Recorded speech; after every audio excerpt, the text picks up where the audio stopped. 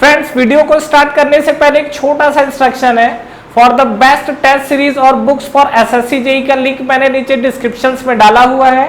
इसके अलावा आप हमारा टेलीग्राम चैनल भी ज्वाइन कर सकते हैं, जिसका लिंक आपको नीचे डिस्क्रिप्शन में और फर्स्ट कमेंट बॉक्स में मिल जाएगा। तो चलिए अब हम अपना वीडियो कंटिन्यू करते हैं।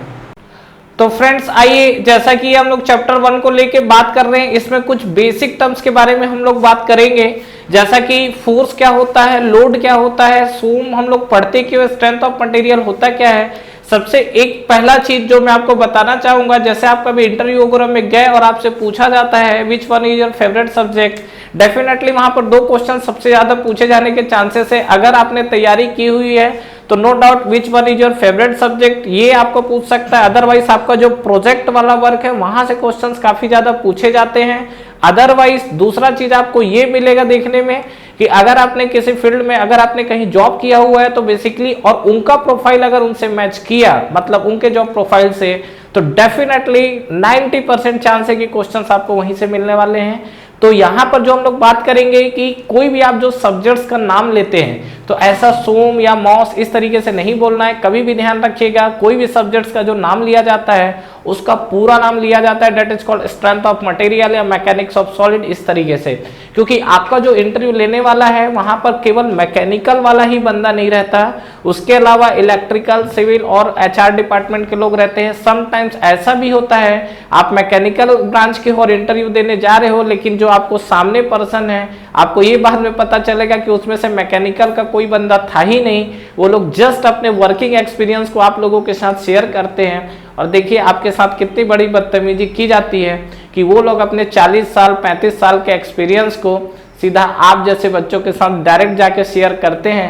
फिर उस कंडीशन में ये बोला जाता है कि यार ऐसा पूछा गया, ये पूछा गया, हमको तो पता ही नहीं था। खैर छोड़िए, चलिए बात करते हैं हम लोग आगे। तो यहाँ पे जैसा कि हम लोग बता ये रहा था कि कभी भी किसी भी सब्जेक्ट का शॉर्ट फॉर्म में आपको नाम यूज नहीं करना है, इस चीज को ध्यान रखिएगा।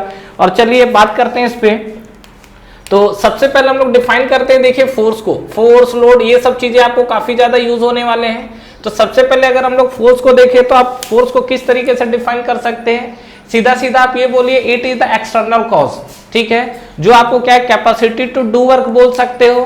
फोर्स को लेके अगर हम लोग बात करें तो इसको हम लोग क्या बोल सकते हैं, it is the capacity to do work, ठीक है, कैपेसिटी टू डू वर्क, ये आपको पहला चीज बोल सकते हो। और ये आप लिख सकते हो क्या, it causes physical change of the body, ये आपको क्या करेगा, physical change of the body. Physical change का मतलब ये होता है कि बॉडी का शेप और साइज इस तरीके से क्या होगी, बॉडी आपकी चेंज होगी।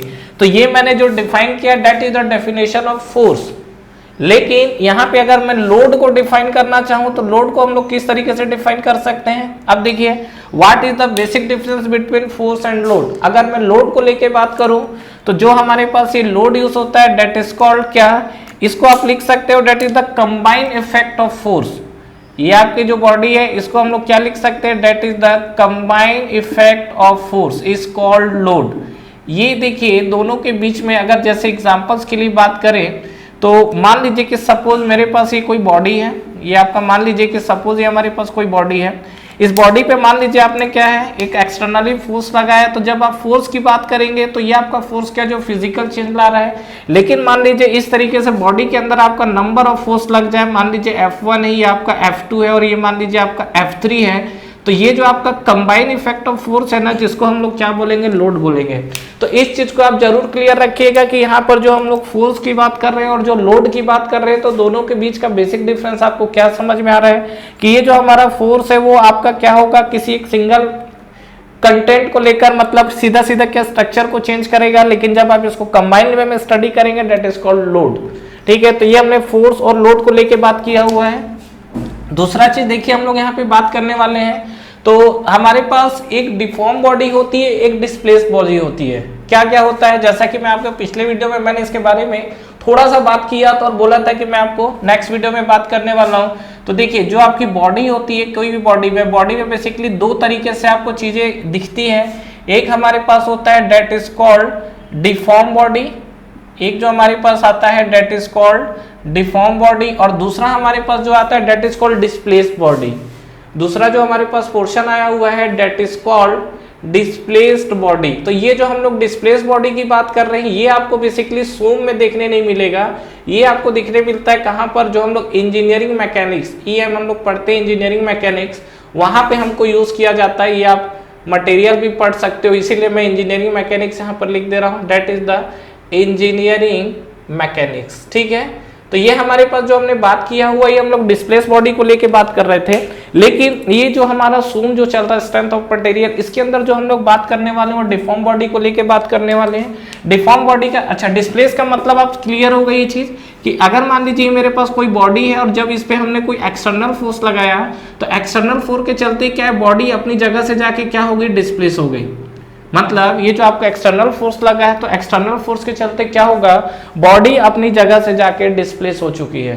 ठीक है, तो ये आपका, लेकिन इसके अंदर बॉडी का शेप और साइज आपको चेंज नहीं मिलेगा। ठीक है, तो यहां पर आप देख सकते हो क्या, body shape and size, body shape and size does not change, body shape and size does not change, ये आपको एक बेसिक डिफरेंस दिखा। लेकिन हम लोग इस कंडीशंस पे अगर बात करें डिफॉर्म बॉडी के अंदर तो यहाँ पर आपको क्या है, बॉडी अपनी जगह से क्या होगी, डिफॉर्म होता हुआ दिखेगा। डिफॉर्म का मतलब ये है कि मान लीजिए कि ये आपका अंदर का मॉलिक्यूलर स्ट्रक्चर है जिसके बारे में हम लोग बात कर रहे हैं। तो यहाँ पर क्या, जब आप बॉडी को फोर्स लगाओगे तो मान लीजिए कि हमने यहाँ पर इस तरीके से बॉडी को फोर्स लगाया, तो फोर्स लगाने के कारण क्या होगा, ये जो आपकी नेक्स्ट जो बॉडी आपको दिखेगी कुछ इस तरीके से आपको डिफॉर्म होता हुआ दिखेगा, ये इस तरीके से। ठीक है, ये आपके जो मॉलिक्यूल है ये आपका इनिशियल पोजीशन था। ठीक है, जिससे आपकी क्या हुई, बॉडी डिफॉर्म हुई है। बॉडी डिफॉर्म होने के बाद कुछ इस तरीके का स्ट्रक्चर गेन की। तो यहाँ पर क्या हुआ, कहीं ना कहीं बॉडी के जो मॉलिक्यूल है वो अपना क्या है, शेप और साइज को चेंज किए हैं। तो यहाँ पर जैसे हम लोग देख रहे हैं body shape and size does not change की बात कर रहे हैं, लेकिन यहाँ पे आपको दिखेगा क्या, definitely body shape and size, body shape and size are changed, इस चीज को आप ध्यान रखेंगे। ठीक है, मतलब क्या है, कुल मिला के इसमें जो आपके मॉलिक्यूल है वो मॉलिक्यूल डिस्टर्ब होंगे। यहाँ पर आपके बॉडी के मॉलिक्यूल डिस्टर्ब नहीं होते हैं, पूरी की पूरी बॉडी डिस्टर्ब होती है। मतलब बॉडी अपनी जगह से दूसरी जगह जाकर डिस्प्लेस हुई है। लेकिन यहाँ पे अगर हम लोग बात कर रहे हैं बॉडी के डिफॉर्मेशन को लेकर, तो डेफिनेटली बॉडी के अंदर जो आपके मॉलिक्यूल है वो मॉलिक्यूल के बीच में इंटरमॉलिक्यूलर फोर्सेस लगते हैं। इस इंटरमॉलिक्यूलर फोर्सेस के कारण क्या होता है, बॉडी क्या होती है, जाके डिफॉर्म होती है। क्लियर है यहाँ तक। अब देखिए यहाँ पर ये जो हमारे पास डिफॉर्म बॉडी है, ये हमारे पास दो तरीके से बॉडी के अंदर डिफॉर्मेशन प्रोड्यूस होता है। ठीक है, इस चीज को ध्यान रखेंगे। कोई भी आपकी जो बॉडी है उस बॉडी में दो तरीके का डिफॉर्मेशन प्रोड्यूस होता है। एक आपकी जो प्रॉपर्टी होती है डेट इज कॉल्ड इलास्टिक। यहाँ थोड़ा सा मुझे जगह चाहिए तो यहाँ जगह बनाते हैं। ठीक है, तो यहाँ पर एक आप बॉडी अगर देखोगे तो एक तरीके की बॉडी है that is called elastic nature of the body, ये आपका इलास्टिक नेचर है। और दूसरे तरीके की बॉडी है that is called plastic nature of the body. ठीक है, तो ये हमारे पास दो तरीके से डिफाइन है और दोनों के बीच में अगर आप बेसिक डिफरेंस देखेंगे तो elastic nature of the body में आपको क्या मिलेगा कि मान लीजिए कि सपोज ये आपके पास कोई बॉडी है, इस बॉडी के आपके मॉलिक्यूल स्ट्रक्चर है कुछ इस तरीके से। अब इस मॉलिक्यूल पे मान लीजिए कि आपने क्या किया, एक्सटर्नली फोर्स लगाया आपने, तो ये हमने क्या किया, इस बॉडी के ऊपर एक्सटर्नली फोर्स लगाया। और जब ये एक्सटर्नली फोर्स लगाएंगे तो डेफिनेटली क्या होगा, ये बॉडी आपकी अपनी जगह से डिफॉर्म होना स्टार्ट होगी। ठीक है, लेकिन जब आप क्या करते हैं, यहाँ पर एक्सटर्नली फोर्स को रिमूव करेंगे, जब आप एक्सटर्नली फोर्स को हटाएंगे तो बॉडी क्या करेगी, अपने इनिशियल पोजीशन को रिगेन करेगी। मतलब जो बॉडी डिफॉर्म हुई थी, आपको एक्सटर्नल फोर्स हटाने के बाद बॉडी अपनी इनिशियल पोजीशन को रिगेन कर लेती है। That is called elastic property of the body. मतलब इलास्टिक में आपको लिख सकते हो क्या, बॉडी रीगेन। ठीक है, body regain its initial original position. Initial की नहीं लिख के डायरेक्ट ओरिजिनल पोजीशन भी लिखेंगे तो हो सकता है, regain its initial original position whenever external force has been removed या external force is removed, whenever external force is removed। ठीक है, मतलब जब आप यहाँ पर एक्सटर्नल फोर्स को रिमूव करेंगे तो एक्सटर्नल फोर्स को रिमूव करने के बाद बॉडी जो है वो अपना इनिशियल पोजीशन को रिगेन करेगी। लेकिन प्लास्टिक डिफॉर्मेशन के साथ क्या है कि मान लीजिए आपके पास एक कोई बॉडी है और ये बॉडी का आपका अलग अलग स्ट्रक्चर है इस तरीके से। तो जब आप क्या है, बॉडी के अंदर आपने एक्सटर्नल फोर्स लगाया, तो एक्सटर्नल फोर्स लगाने के बाद जब ये बॉडी अपनी जगह से डिफॉर्म हुई, ठीक है। डिफॉर्म होने का मतलब क्या है, ये जो आपकी बॉडी है, बॉडी कुछ इस तरीके से मिल जाएगी, तो यहाँ पर आपका जो डिफॉर्मेशन दिखेगा वो आप एक्सटर्नल फोर्स जब हटा दोगे तो उसके बाद भी बॉडी अपने इनिशियल पोजीशन को रीगेन नहीं करेगी। मतलब आपने किसी बॉडी पे एक्सटर्नली फोर्स लगाया है तो एक्सटर्नल फोर्स लगाने के चलते क्या होगा, बॉडी यहां से जरूर अपना क्या होगा, डिफॉर्म तो होगी, लेकिन एक्सटर्नल फोर्स हटाने के बाद बॉडी अपने इनिशियल पोजीशन को रीगेन नहीं करेगी। तो यहां पर आप लिख सकते हैं क्या, इस कंडीशंस पे बॉडी डज नॉट रीगेन, ठीक है, body does not regain its initial position, its initial या ओरिजिनल पोजीशन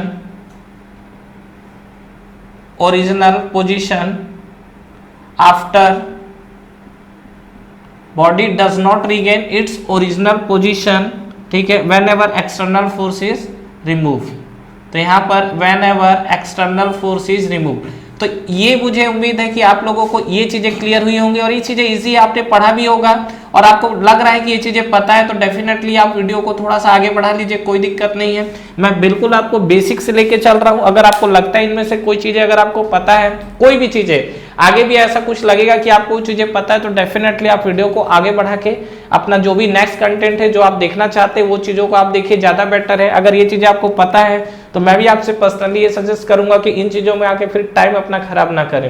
लेकिन आपको लग रहा है कि नई चीजें पता है या कुछ हमको ऐसा डाउट्स है, तो जो भी आपके मन में डाउट्स चल रहा होगा वो सब चीजें आपको यहाँ पर क्लियर हो जाएंगे, ठीक है। अब सुनिए, यहाँ पर जो इलास्टिक है, यहाँ पर बॉडी अपना रीगेन पोजीशन, अपना ओरिजिनल पोजीशन को रीगेन कर रही है, तो इसीलिए जो हमारे पास बॉडी के अंदर जो इलास्टिक डिफॉर्मेशन होता है, इसी को हम लोग क्या बोलते हैं, that is called temporary deformation, ठीक है। इसको हम लोग क्या बोलते हैं, that is called temporary deformation. तो टेम्पोररी डिफॉर्मेशन बोलने का मतलब समझ में आया, क्योंकि जब आपने एक्सटर्नल फोर्स हटाया तो बॉडी अपने इनिशियल पोजीशन को रीगेन कर ली। और ये जो हमारे पास प्लास्टिक डिफॉर्मेशन होता है, प्लास्टिक डिफॉर्मेशन को हम लोग क्या बोलते हैं, that is called permanent deformation. ये जो आपके पास प्लास्टिक डिफॉर्मेशन होता है इसको हम लोग क्या बोलते हैं, that is called permanent deformation. तो ये दोनों के बीच का आपको एक बेसिक डिफरेंस को लेके जो हमने बात किया, ये चीजें आपको क्लियर हुई। There is the difference between elastic and plastic nature, okay. तो यहाँ पर देखिए, ये बॉडी को, और कोई भी बॉडी अगर आपसे बोलता है कि डिफॉर्म भी हो रही है और डिस्प्लेस भी हो रही है, तो डेफिनेटली क्या होगा, वो बॉडी अपनी जगह से तो डिस्प्लेस होगी भी, साथ में उसका शेप और साइज भी चेंज होगा। That is called displace and deform body. हम लोग अभी जो स्टडी स्ट्रेंथ ऑफ मटेरियल जो हम लोग पढ़ रहे हैं, उसमें हम लोग जो बेसिकली बात करने वाले हैं वो किसके लिए बात करने वाले हैं, डिफॉर्म बॉडी को लेकर, ठीक है। तो अभी तक मैंने जो आपसे बात किया है फोर्स को लेके, लोड को लेके और डिफॉर्म बॉडी को लेके बात किया है। अब चलिए नेक्स्ट मैं आपको बता रहा हूं कि हम लोग स्ट्रेंथ ऑफ मटेरियल होता क्या है और स्ट्रेंथ ऑफ मटेरियल को हम लोग क्यों पढ़ते हैं, ठीक है। तो देखिए नेक्स्ट अभी हम लोग बात करने वाले हैं what is strength of material, जो कि अगर आपसे इंटरव्यू में पूछा जाए तो सीधा सीधा ये क्वेश्चंस को फायर किया जाता है। पहला, what is strength of material, cell के इंटरव्यू में पूछा हुआ question, how can you increase the strength of the material, ठीक है। तो आप किसी भी मटेरियल का जो स्ट्रेंथ है वो आप किस तरीके से बढ़ा सकते हो, ठीक है। तो ये सब चीजें आपकी पूछी जाती है और ये सब चीजों में कहीं ना कहीं आपको ओवरऑल सब्जेक्ट्स का नॉलेज होना जरूरी है। तो एक बार हम लोग समझते हैं। फिलहाल मैं आपसे अभी बात करने वाला हूँ क्या, what is strength of material. अब स्ट्रेंथ ऑफ मटेरियल को समझने से पहले फेलियर को समझते हैं, फेलियर वर्ड होता क्या है, ठीक है। फेलियर वर्ड से आप सभी अवेयर तो जरूर होंगे, ठीक है। फेलियर क्या होता है कि अगर मैं यहाँ पर कंपोनेंट को लेके बात करूँ, ठीक है, बहुत सारी चीजें हैं, कई लोग जीवन में फेल रहते हैं, कई लोग कंपोनेंट को लेके फेल होते हैं, लेकिन जो भी जीवन में फेल होते हैं ये ध्यान रखना वो आगे जाके कुछ बड़ा तो जरूर करता है, ठीक है। तो यहाँ पर जैसे हम लोग फेलियर को लेके बात कर रहे हैं, तो यहाँ पर ज्यादातर जो हम लोग बात करेंगे वो कंपोनेंट्स को लेके बात करने वाले हैं। तो ये जो छोटे छोटे वर्ड में लिख रहा हूँ इस चीज को आपको जरूर ध्यान रखना है। कंपोनेंट मतलब आपको क्या हो जाएगा, आपका बार हो सकता है या आप ऐसा कोई छोटी चीज डिजाइन कर रहे हो जो आपको पूरे मशीन असेंबली में यूज होने वाली है। तो अगर मैं फेलियर को डिफाइन करना चाहूँ तो सीधी सी बात है, फेलियर क्या होता है, मान लीजिए आपने किसी कंपोनेंट को डिजाइन किया है जिस फंक्शन के लिए और वो फंक्शन को वो प्रॉपरली परफॉर्म नहीं कर पा रहा है, दैट इज कॉल्ड वो फेल है। सीधी सी बात है। एक नॉर्मल फेलियर का हम लोग क्या एग्जांपल देते हैं कि अगर आपने कोई भी चीज डिजाइन किया हुआ है और उस डिजाइन को आपने क्या पर्टिकुलर किसी चीज को परफॉर्म करने के लिए, मान लीजिए कि आपके पास कोई बीम है और इस बीम में आपका कोई लोड आ रहा है, आपने इस बीम को इसलिए डिजाइन किया ताकि यहाँ पर ये जो लोड आ रहा है इसको ये बियर कर सके, लेकिन यहाँ पर आपको क्या पता चला कि ये आपका बैंड हो गया बीम, ठीक है, या बीम आपका टूटने के कगार पे आ गया, या हो सकता है टूट गया, तो definitely it is the definition of the failure. Failure का मतलब क्या है कि आपने जिस भी कंपोनेंट को आपने डिजाइन किया हुआ है जिस फंक्शन के लिए, उस फंक्शन को प्रॉपरली परफॉर्म करे। अब जिस फंक्शन क्यों बोला जा रहा है, अब देखिए अगर आप बीम को डिजाइन करेंगे तो बीम जो आपका लोड है और उसको आप कॉलम के लिए यूज करोगे तो डेफिनेटली क्या है, वो फेल हो जाए तो उसकी कोई गारंटी नहीं है। आप जिस भी कंपोनेंट को जिस फंक्शन के लिए डिजाइन कर रहे हैं उस फंक्शन को वो प्रॉपरली परफॉर्म करना चाहिए, दैट इज कॉल्ड, उसका क्या होता है, स्ट्रेंथ होता है। और वो चीज अगर वो परफॉर्म नहीं कर पाया तो इसको हम लोग क्या बोलेंगे, फेलियर बोलेंगे। जैसा कि यहाँ मैं आपको फेलियर को लेके बात कर रहा था, तो अब आइए strength of material. Strength of material मतलब आप सीधा सीधा इसको डिफाइन करना चाहे तो क्या है, ठीक है, if we are design any types of component and this component performs his function properly without the failure then it is called strength of the material, ठीक है।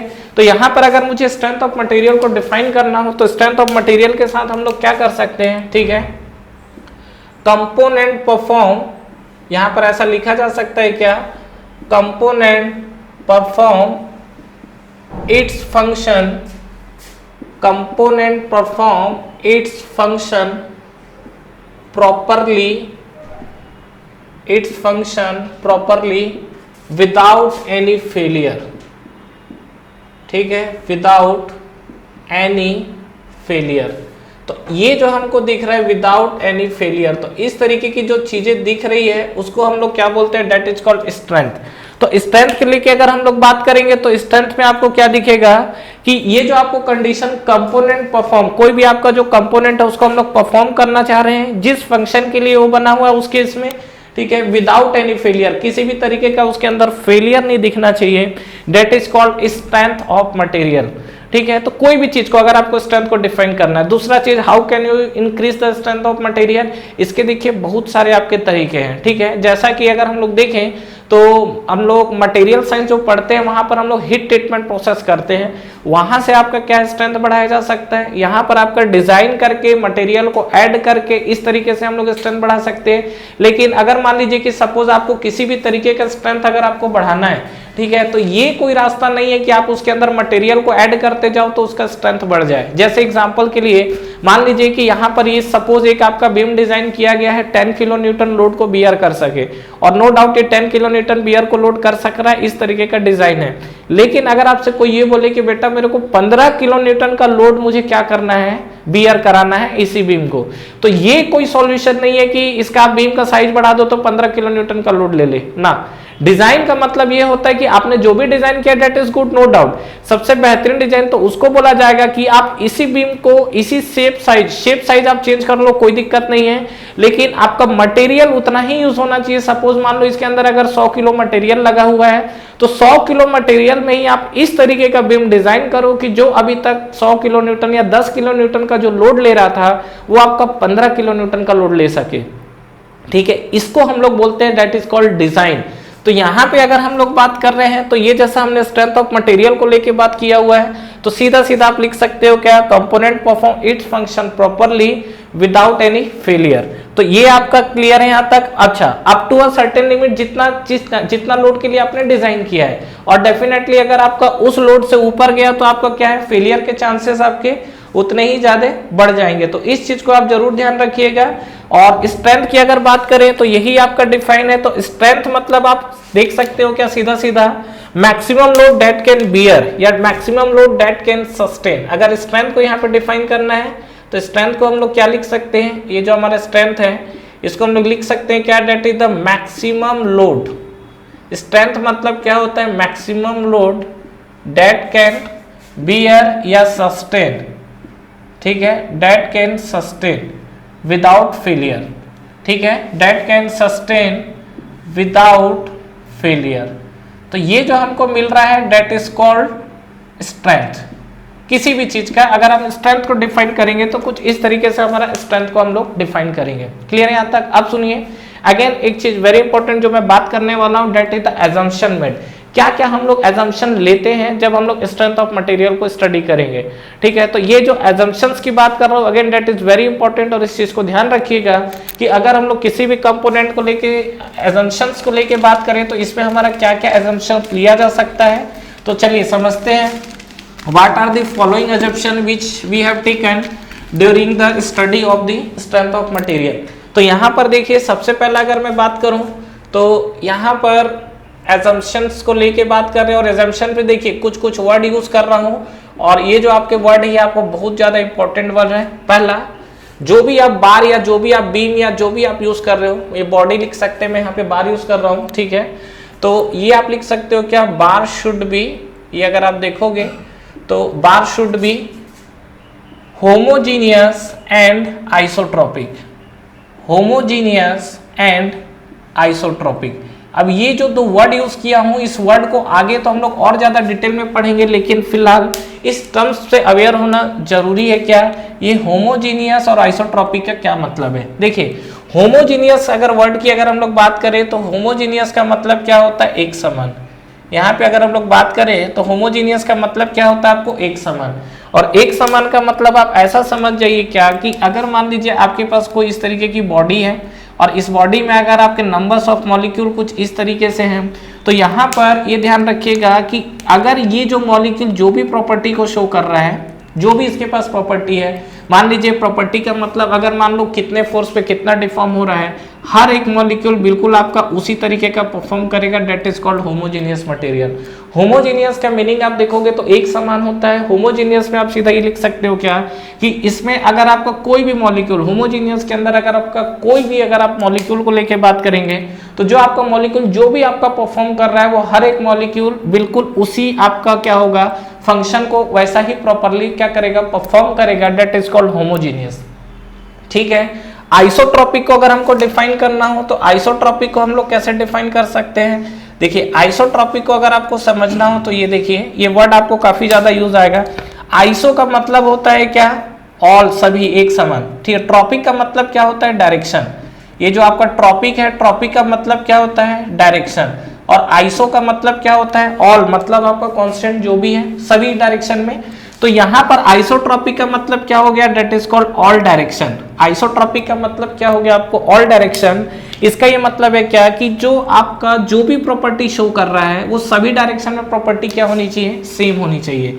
एग्जाम्पल के लिए मान लीजिए सपोज ये आपके नंबर्स ऑफ मॉलिक्यूल हैं, तो पहला तो आपने ये बोला क्या कि मटेरियल शुड बी होमोजेनियस। ठीक है, बार है या मटेरियल यहाँ पे लिख लेते हैं, बार जो है यहाँ पर मैं मटेरियल वर्ड यूज कर लेता हूँ। ठीक है, ये आपको सभी के लिए डिफाइन हो जाएगा।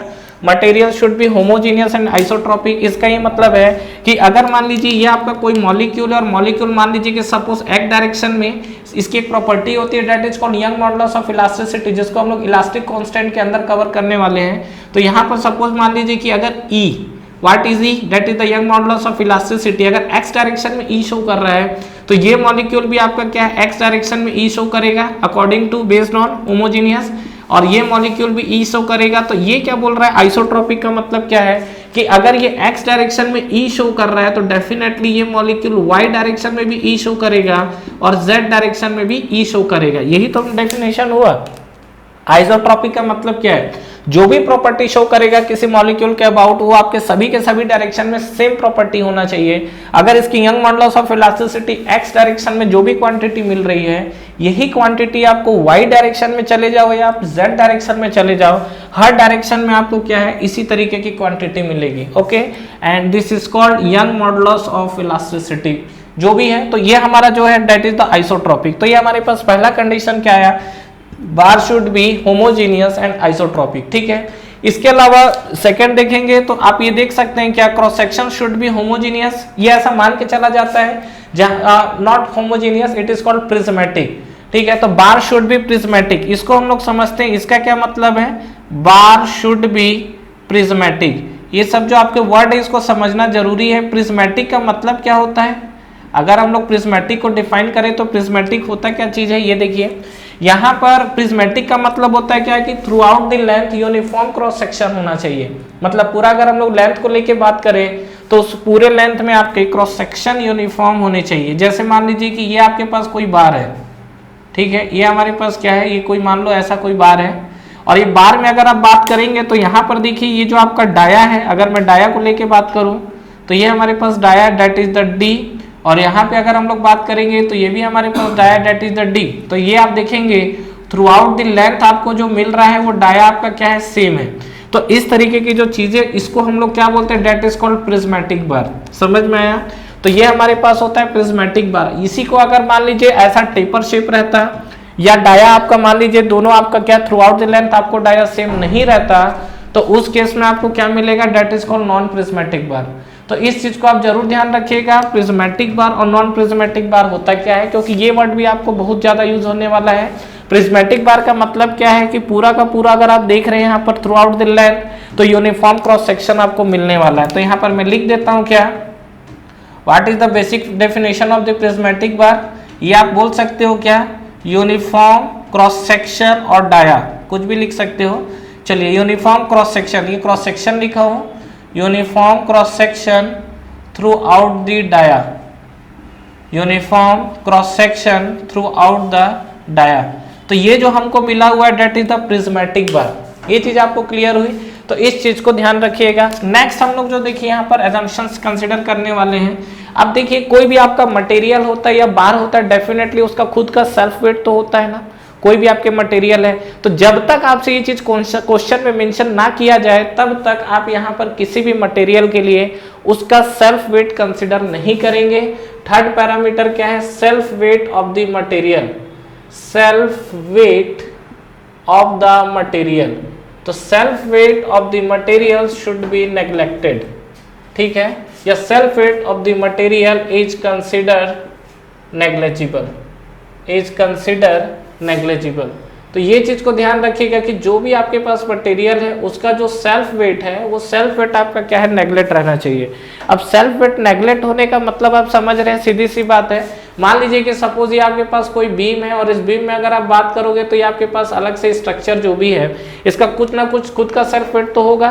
तो ये ध्यान रखिएगा, सेल्फ वेट क्यों होगा, ये आपका ग्रेविटी है, कहीं ना कहीं डाउनवर्ड की तरफ लगेगा फोर्स, और इसका फोर्स क्या करेगा, mg एक्ट करेगा।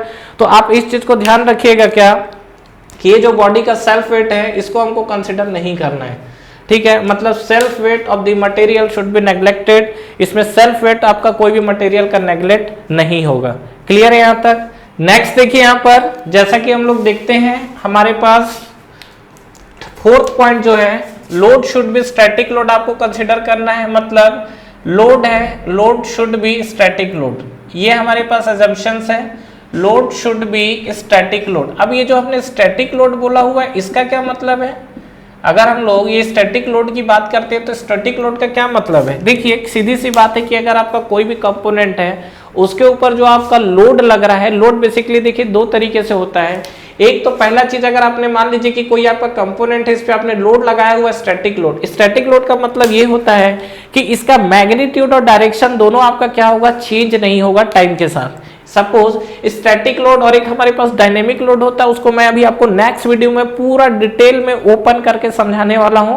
जस्ट यहाँ पर ये चीज समझिएगा जो मैं आपसे बात करना चाह रहा हूं। मान लीजिए कि सपोज यहाँ पर 10 किलो न्यूटन का लोड लग रहा है और ये आपका क्या डाउनवर्ड डायरेक्शन में इस तरीके से लग रहा है। तो अगर आपको स्टैटिक लोड के बारे में बात करें तो स्टैटिक लोड का मतलब है magnitude that is the 10 kilo newton और direction that is acting towards downward, ठीक है। Magnitude and direction both are not changed with respect to time. तो टाइम के मतलब अभी आपका जैसा आपने कंसीडर किया है, लोड और डायरेक्शन बिल्कुल आपका क्या है थ्रू आउट द टाइम, जब तक आप एनालिसिस करोगे तब तक मैग्नीट्यूड और डायरेक्शन आपका बिल्कुल वही रहने वाला है। तो load should be static load. Static load को हम लोग क्या लिख सकते हैं यहाँ पर, अगर लिखना चाहें तो ये हम लोग लिख सकते हैं क्या, there is the magnitude and direction, magnitude and direction both are not changed, magnitude and direction both are not changed, both are not changed with respect to time, with respect to time। तो इस चीज को आप ध्यान रखिएगा। तो बार जो आपका लोड है वो स्टैटिक लोड होना चाहिए, और स्टैटिक लोड का मतलब आप समझ गए कि मैग्नीट्यूड और डायरेक्शन किसी भी, अगर आप जैसे बीम को लेके बात करूँ या क्रॉस सेक्शन को लेके बात करूँ, तो जो आपका मैग्नीट्यूड और डायरेक्शन वो डेफिनेटली आपका क्या है, चेंज नहीं होना चाहिए टाइम के साथ। क्लियर है यहाँ तक? चलिए नेक्स्ट अगर हम लोग बात करते हैं तो क्या है, हम लोग हुक्स लॉ हम लोग आगे पढ़ने वाले हैं। हुक्स लॉ क्या बोलता है, आपने शायद पढ़ा हो, stress is directly proportional to strain. ठीक है, ये that is called Hooke's law. अगर आपने नहीं पढ़ा है तो कोई बात नहीं, आगे पूरा डिटेल में पढ़ने वाले हैं। तो नेक्स्ट अगर हम लोग बात करें तो ये लिख सकते हैं क्या, material obey Hooke's law, material obey Hooke's law. अब ये हुक्स लॉ जो होता है according to Hooke's law, Hooke's law आपको क्या बोलता है, अगर मैं इस हुक्स लॉ को लेके बात करूं तो अकॉर्डिंग टू हुक्स लॉ क्या बोलता है ये, that is the stress is directly proportional to strain. ये जो हम लोग बात करेंगे तो that is the stress is directly proportional to the strain. तो ये जो हमको मिल रहा है that is the Hooke's law. आपको याद होगा, नहीं याद है कोई बात नहीं, जब हम लोग इस प्रोपोर्शनैलिटी को हटाते हैं तो क्या होता है, वहां पर आपका एक कांस्टेंट टर्म्स यूज होता है that is called young modulus of elasticity. तो देखिए उसके बारे में भी हम लोग देखेंगे। तो फिलहाल आपको ये चीजें क्लियर हुई, जो हमारा मटेरियल है, जो भी हम लोग मटेरियल यूज कर रहे हैं वो आपका क्या हुक्स लॉ को फॉलो करना चाहिए। अकॉर्डिंग टू हुक्स लॉ अगर आप देखेंगे तो क्या, stress is directly proportional to strain. ठीक है, स्ट्रेस स्ट्रेन ये सब के बारे में हमको आगे पढ़ना है। तो फ्रेंड्स ये जो अभी आपका था, यहाँ पर मैंने कुछ एजम्पशंस को लेके बात किए हुए, और ये जो मैंने एजम्पशंस को लेके बात किया है ये पूरा का पूरा आपका क्या है, स्ट्रेंथ ऑफ मटेरियल में चलने वाला है। और जब तक आपसे कोई भी क्वेश्चंस, ऐसा कोई अलग से क्वेश्चन से मेंशन ना हो, बाय डिफॉल्ट आपके ये सब एजम्पशंस आपके चलने वाले हैं। मतलब जब तक आपको क्वेश्चन में किसी तरीके का ऐसा कुछ मेंशन ना हो तब तक आपको बाय डिफॉल्ट ये सब आपके पूरे के पूरे एजम्पशन चलने वाले हैं। ठीक है, तो फ्रेंड्स इस चीज को जरूर आप ध्यान रखिएगा। और एजम्पशन आई होप क्लियर हुआ होगा। पहला एजम्पशन हमने क्या देखा है, जो आपका बार है वो होमोजीनियस और आइसोट्रोपिक होना चाहिए। होमोजीनियस का मतलब क्या, यूनिफॉर्म नेचर को शो करे। होमोजीनियस मतलब क्या है, हर एक मॉलिक्यूल आपको वही प्रॉपर्टी शो करेगा जो भी मॉलिक्यूल है। दूसरा आइसोट्रोपिक का मतलब क्या होता है कि जिस डायरेक्शन में, अगर किसी एक डायरेक्शन में अगर डायरेक्शन जो भी प्रॉपर्टी को शो कर रहा है तो वो सभी डायरेक्शन में क्या है, उसी प्रॉपर्टी को शो करेगा। दूसरा अगर हम लोग बात कर सकते हैं तो bar should be prismatic. Definitely जो आपका बार है वो आपका प्रिज्मेटिक होना चाहिए, मतलब यूनिफॉर्म क्रॉस सेक्शन आपको मिलेगा। ऐसा ना हो कि टेपर शेप हो, अगर टेपर शेप होगा तो उसको हम लोग नॉन प्रिज्मेटिक बार बोलते हैं।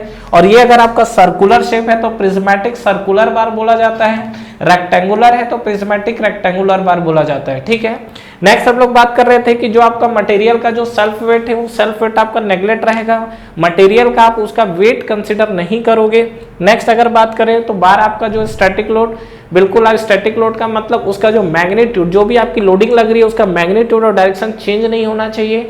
और नेक्स्ट जो हमने बात किया था that is the Hooke's law को फॉलो करना चाहिए। हुक्स लॉ का मतलब ये है कि जो आपका स्ट्रेस है that is directly proportional to the strain. ठीक है फ्रेंड्स, तो फ्रेंड्स आई होप आप लोगों को ये वीडियो क्लियर हुआ होगा, जहां पर मैंने कुछ बेसिक टर्म्स को लेके बात किया हुआ है। और नेक्स्ट वीडियो में भी हम लोग इसी तरीके के जो लोडिंग है, जैसा कि मैं आपको इस वीडियो में बोला कि इसके बारे में हम लोग बात करने वाले हैं, तो नेक्स्ट वीडियो में हम लोग कुछ लोडिंग कंडीशंस को लेके बात करेंगे और उसके बारे में समझेंगे। Thank you so much for watching this video.